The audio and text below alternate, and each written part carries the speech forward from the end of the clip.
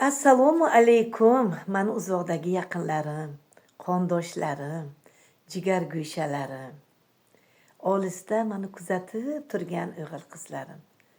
Sog' salomatmisiz? Ahli xonadoningiz tinchmi?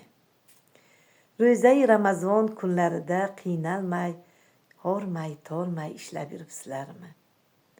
Tutayotgan ro'zalarimizni, qilayotgan toat ibodatlarimizni Allohim o'z dargohiga qabul aylasin. Amin.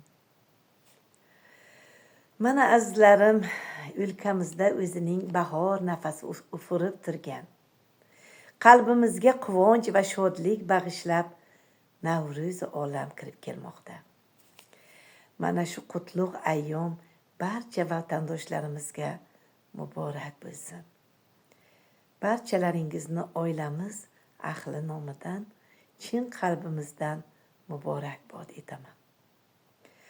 Allohim xonadoningizga faqat farovonlik, tinchlik, xotirjamlik, quvonch, mehr oqibat ato etsin. Amin.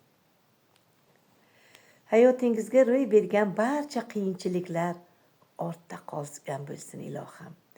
Ushbu yasharish, yangilanish ayyomi barchaga baxt va muhabbat, hayotingizni esa doimo chiroyli bezab tursin azizlar.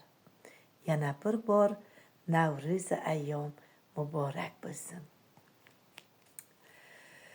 Navro'z olam bolalar varragi xayolim olgan. Bodom gullaridan quvonadi ko'z, dillardan mutlaqo g'ubor yo'qolgan. Xush kelding bahorim, xush kelding Navro'z.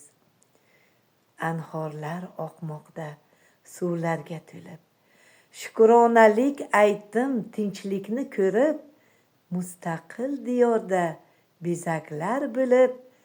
Xush kelding bahor, xush kelding Navro'z. Navro'zda ulashing ezgu tilaklar. Axir tilak bilan kamaymaydi so'z, bahor gullaridek yashnab yuraklar. Xush kelding bahorim, xush kelding Navro'z. Hademay nastarin gullaydi bodrab, osmonga hushimni eltib ufori. Quyoshli shudringlar tushar ertalab. Xush kelding bahor, xush kelding Navro'z. Aziz vatandoshlarim, yana bir bor ulug' ayyom Navro'z olam barchalaringga qutlug' bo'lsin. Sog' salomatlikda, bag'ri butunlikda hammalaringiz diydor ko'rishlikni nasib ro'zi aylasin. Amin. E'tiborlaringiz uchun tashakkur azizlarim.